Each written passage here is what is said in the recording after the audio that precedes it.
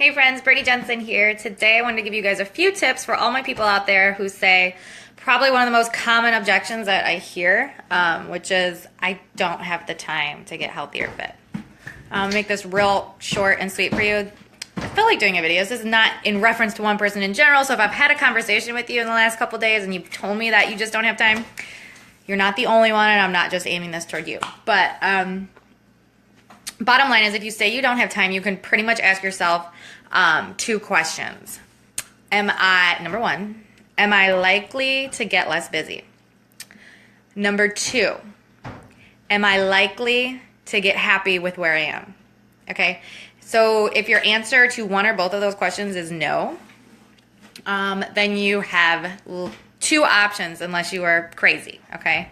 I know a lot of crazy people, but option number one is make a change and accept no excuses from yourself. That's another thing. I've been talking to a lot of people lately, and they seem to call themselves, they'll give me a bunch of excuses, but then they seem to call themselves out. Once they kind of like see themselves listing the excuses, they're realizing, oh my gosh, like, I guess I have a lot of excuses, you know? And I always just kind of like make an analogy for this. It's like, if it's important, you'll find a way, and if not, you find an excuse. It's like for me, like if there's just something I don't really want to do, like say I'm supposed to mop the floor today or something, and I can be very easily persuaded out of that. Like all someone has to do is give me like one small excuse, like, hey, there's, I don't know, never-ending stories on or something. Like that never comes on, so apparently it's not important enough for me to mop the floor for someone to watch. Do you know what I mean? Like, and I always just say, like, if the school calls you and tells you that your kid is sick, you're not going to tell them you don't have time to come get them, right? You figure out a way. You find a solution, okay? So option number one is make a change and accept no excuses for yourself, only solutions. You accept nothing except moving forward and making a change. Because you only have one life, you guys. And if you are not happy,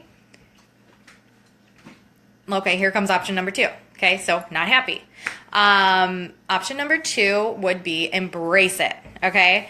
Just say, I don't have time. There is no possible way. Like maybe you really don't have time, which I don't know. I feel like time can always be found, honestly. Like we all think that we're really busy, but when it boils down to it, there is a way to find the time. We can eliminate something or change something around or whatever, But if you really don't have the time, or you really just don't, it's just not that important to you, then just embrace it. Embrace it. Start saying, you know what? I'm okay being a little extra fluffy or having a little extra weight, or I'm okay not having a six-pack, or because food or wine or drink or whatever is more important to me. Because clearly, if you're not making a change, that stuff is already more important to you. Because if it wasn't, then you wouldn't be accepting excuses from yourself. Do you know what I'm saying? So it's either make a change, your two options, unless you're crazy. Make a change and accept no excuses from yourself, or embrace it. Okay, I don't care which one you do, honestly. Like, I want people to be happy. That's it. So if I want to help people find happiness regardless. I'm not just I don't even like to consider myself just an online health and wellness coach. Like, I like to consider myself a life coach. I want people happy. And if you really can't do it, then let's embrace it. Like, I don't care if you buy stuff from me. Like, let's get you where you want to be. So those are your two choices. What else was I going to give you? Oh, for anyone, I don't know if you're in my sourdough group, but I'm really pumped.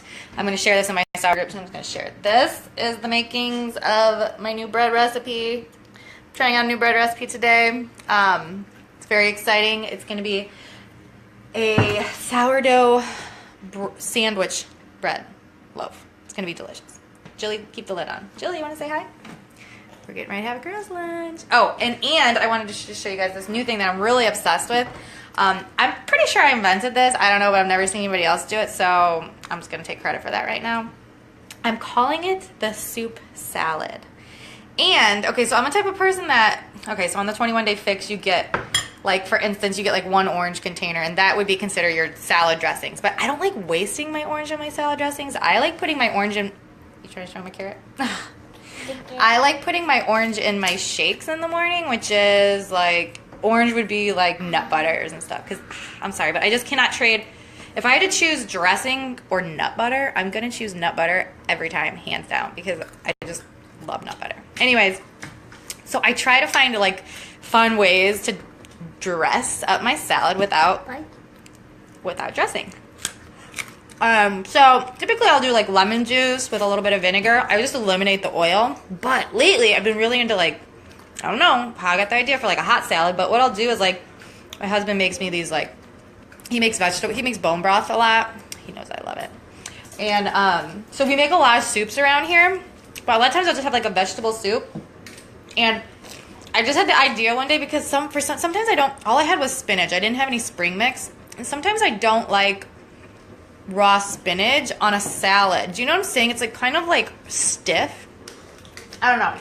And actually, for those of you who don't know, raw spinach actually has, it has something in it that's considered an anti-nutrient.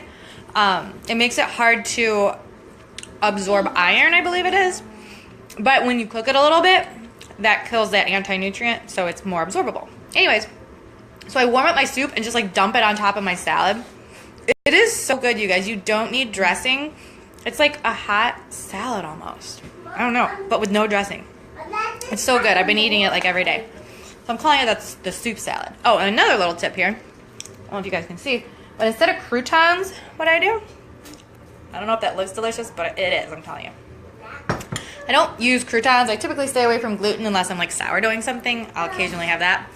But so what I do for like a crunchiness in my salad is I either use nuts, but you know they're high in calories, and typically put my nuts in my shake in the morning. So I slice a sweet potato like really thin, put it in the toaster, and then cut it up, and then put it in my salad. Yeah, I know, I'm crazy. But it's really good. It gives you like that crunch and a little sweetness. And yes, I'm coming. We're starting girls' lunch. All right, I have to go have a girls' lunch now. Listen to Free Willy song on repeat because that's the only song she wants to hear. All right, so I hope you guys got a little tip out of that. So yeah, if you get a message from me, you know, want to talk about the summer prep group, consider those two choices, especially if you're, you know, a person that says I don't have time or really doesn't have time, you know. Okay, hope everybody has an awesome Tuesday, and I'll talk to you guys later. Bye, guys.